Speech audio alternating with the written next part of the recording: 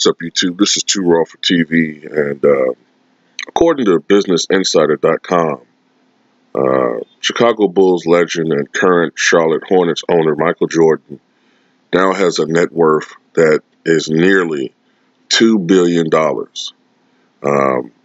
Far and away, he is the most successful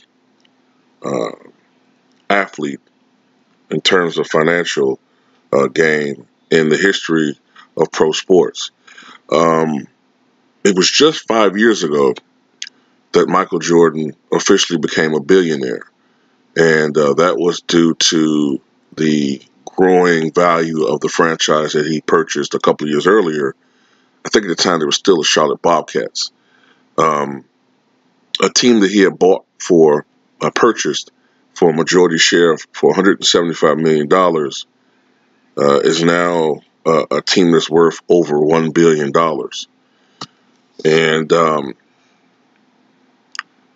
it's interesting. I looked at the article. It talked about the different financial streams that he has. The Jordan brand, which is an offshoot of Nike. He's been affiliated with Nike since his rookie year in 1984. I had forgotten, due to the article, reading it, I had forgotten that when Michael Jordan came into the NBA, that he had initially wanted to sign with Adidas. But according to the article, Adidas preferred players who were 7-footer centers. And ultimately, he signed with Nike. And Nike made the right decision signing with him, of course.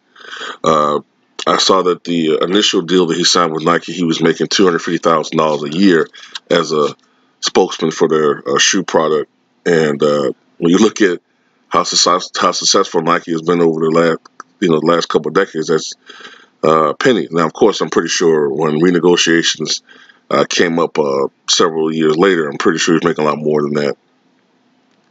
But I think the Jordan brand came along sometime in like 97 or something. And of course, he has restaurants. He has this.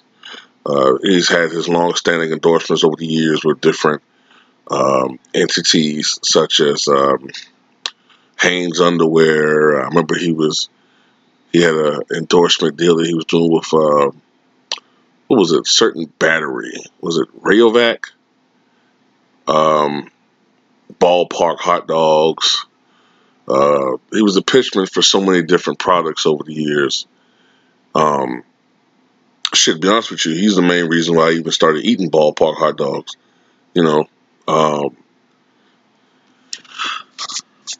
But the funny thing about Jordan, when it comes to his wealth, is that a lot of the younger people don't even realize that for most of his career, he was actually one of the lower paid stars in the NBA.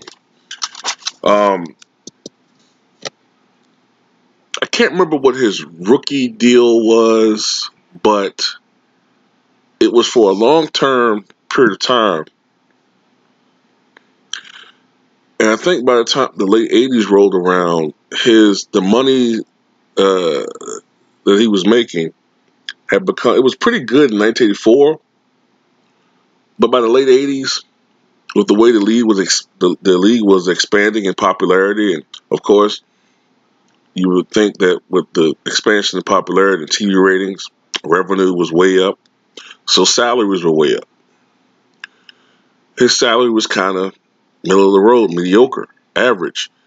But for a couple of years, he was not making a lot of money by NBA superstar standards. Like even during those times, I think he was making like between $2 and $3 million a year in salary.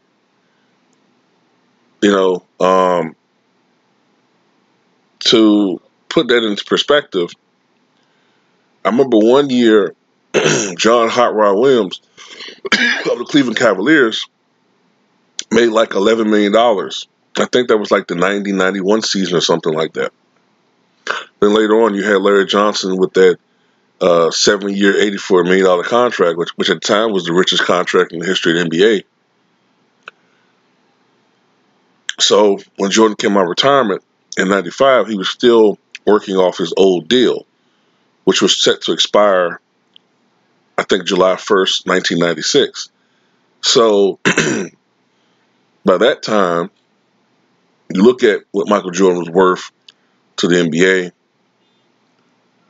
and he and his agent at the time had a strong case. Like, look, we've been making mere pennies for years, and all these guys who are lesser players, who haven't won titles, who haven't uh, personally, and Michael Jordan, he can say that as well as Larry Bird and Magic Johnson, personally helped increase the popularity of the NBA as a whole to help create these salaries.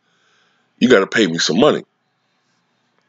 And I remember reading years later how the Knicks came that close to signing Michael Jordan. I think they offered him like a $25 million deal. All right. But then that's why the Bulls paid him for those 2 years in excess of $30 million. It was like back pay, in essence, retroactive pay or whatever. Um, but I don't really see like any guys out there now, with the exception of LeBron James. He has a chance. Other than LeBron James, I don't see any other athlete out there as far as NBA is concerned, really an athlete in general, who can challenge Michael as the most financially successful sports athlete or ex-athlete. I don't really see it. Um, for many years, I thought it might be Magic Johnson. I don't know what his net worth is off the top of my head, but I've read it was somewhere between 500 and $600 million. Kobe's net worth has been increasing steadily over the past few years. Last time I read, he was worth $500 million. I think Shaq is worth like $450 million or something like that. I think LeBron James is worth somewhere around $450 million. So these guys are very, very wealthy. Uh, but they're they're still far behind Michael Jordan in terms of overall wealth. And I expect Michael Jordan probably to cross the $2 billion mark sometime this season. This season, like he's playing this year.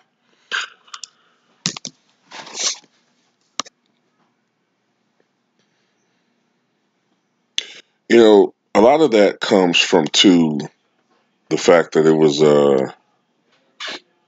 I don't know whether or not Michael Jordan, as far as his financial success, would be possible in this era. Um, in some ways, because in the '90s, it was a more, compared to today's times, a more conservative time. And for the most part, athletes were not outspoken. And athletes being outspoken was discouraged and usually punished in some way. We all know about what happened with Mahmoud Abdul-Rauf when he simply just chose, like Colin Kaepernick, not to acknowledge the national anthem. They made a big deal out of it, and he was effectively blackballed out of the NBA by David Stern. And you saw even worse punishment for Craig Hodges. Craig Hodges was essentially barred from the NBA, without necessarily being, written and but he was pretty much barred from the NBA and his career over because of the fact that he dared to criticize the George H.W. Bush administration. I believe he refused to appear in the championship celebration event at the White House. So, even though David Stern now wants to make it magically appear that he's, pro player, when he was anything but that when he was the owner. He was always, the commissioner, he was always pro owner, you know. for the most part. But that's pretty much it, man. I just don't think that in today's NBA, personality, like as far as the way Michael Jordan was so close-lipped about political events or social commentary or social activism, and during his day, I wonder how he would be in today's NBA. Like, I don't think it would translate very well. Um, he would be still a phenomenal basketball player, but would he be seen as more of a prude? I guess, I don't know. Um, just something to think about there. But tell me what you guys think.